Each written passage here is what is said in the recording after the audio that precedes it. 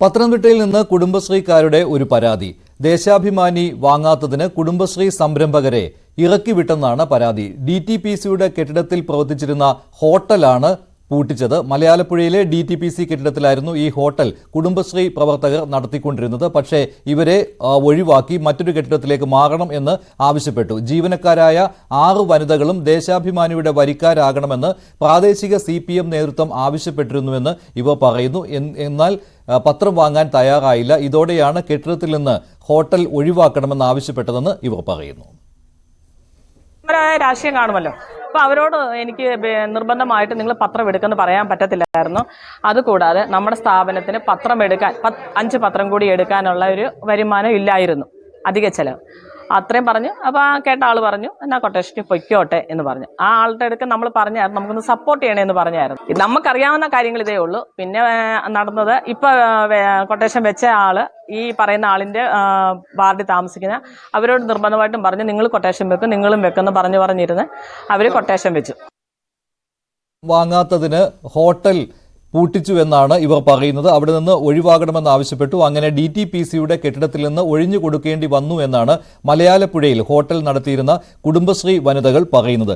ശശിനാരായണൻ ചേരുന്നുണ്ട് കൂടുതൽ വിവരങ്ങളുമായി. ശശി, ഇതിന്റെ വാസ്തവം എന്താണ്? ഇവർ ഇങ്ങനെ പറയുമ്പോൾ DTPC എന്ത് ന്യായീകരണമാണ് ഇതിന് പറയുന്നത്? ഇവരെ എന്തുകൊണ്ട് ഈ സ്ഥലത്ത് നിന്ന് ഇറക്കി വിട്ടു? മഞ്ജുഷ, കഴിഞ്ഞ 10 വർഷമായി മലയാലപ്പുഴയിലെ DTPCയുടെ കെട്ടിടത്തിൽ ഈ കുടുംബശ്രീ ഹോട്ടൽ നടത്തുന്നവരാണ് ഇവർ. 10ഓളം 6 യുവതികളാണ് ഈ 10 വർഷമായി ഇവിടെ കുടുംബശ്രീയുടെ ഹോട്ടൽ നടത്തുന്നത്. പക്ഷേ അവിടെ ദേശാഭിമാനി പത്രം നേരത്തെ വരുത്തിയിരുന്നു. പക്ഷേ നിലവിൽ 5 പത്രം കൂടി എടുക്കണമെന്ന് CPMന്റെ നേതാവ് എന്ന് പറഞ്ഞതായിട്ടാണ് അവരിപ്പോൾ ഉന്നയിക്കുന്ന ആരോപണം. അതെടുക്കാൻ സാധ്യമല്ല, സാമ്പത്തിക പ്രതിസന്ധിയുണ്ട്. ഒരു പത്രം നിലവിൽ വരുന്നുണ്ട്, 5 പത്രം കൂടി എടുക്കാനുള്ള സാമ്പത്തിക ബുദ്ധിമുട്ടുണ്ടെന്ന് കുടുംബശ്രീ പ്രവർത്തകരായ വനിതകൾ പറഞ്ഞു എന്നാണ് അവരുടെ വാക്കുകളിൽ നമ്മൾ മനസ്സിലാക്കേണ്ടത്. അത് തുടർന്നാണ് അതിനുശേഷമാണ് ഇപ്പോൾ ഇവരെ DTPCയിലെ ഹോട്ടൽ നടത്തുമായി ബന്ധപ്പെട്ട് ആ കൊട്ടേഷൻ ഒഴിവാക്കിക്കൊണ്ട് ഈ CPMന്റെ നേതാവ് പറഞ്ഞ ആൾക്ക് അനുകൂലമായി ഇപ്രാവശ്യം കൊട്ടേഷൻ കൊടുക്കുകയും അവർക്ക് അനുകൂലമായി വരികയും ചെയ്തിട്ടുള്ളതാണ് ഇവരുടെ പ്രധാനമായ ആരോപണം. പക്ഷേ നിലവിൽ DTPC പറയുന്നത് കഴിഞ്ഞ 10 വർഷമായി ഇവരെ കുടുംബശ്രീക്കാരുടെ നേതൃത്വത്തിൽ ഇവിടെ ഹോട്ടൽ നടത്തി വരികയായിരുന്നു. പക്ഷേ 10 വർഷത്തെ ഓഡിറ്റിൽ ചില പ്രശ്നങ്ങൾ വന്നിട്ടുണ്ട്.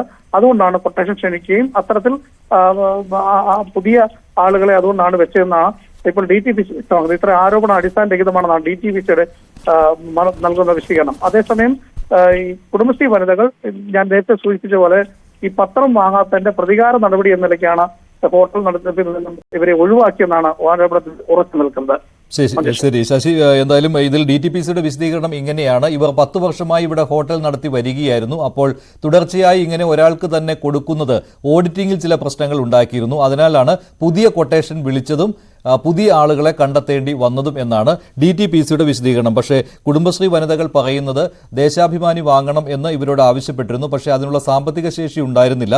അതിനാൽ എല്ലാവരോടും ഇക്കാര്യം പറയാൻ ബുദ്ധിമുട്ടുണ്ടായിരുന്നു എന്ന് ഇതിന് നേതൃത്വം കൊടുക്കുന്ന വനിത പറഞ്ഞു. അതുകൊണ്ടാണ് ഇവരെ ഇറക്കിവിട്ടത്. അതിനുശേഷമാണ് ഇങ്ങനെ സംഭവിച്ചത് എന്നാണ് കുടുംബശ്രീ വനിതകൾ പറയുന്നത്.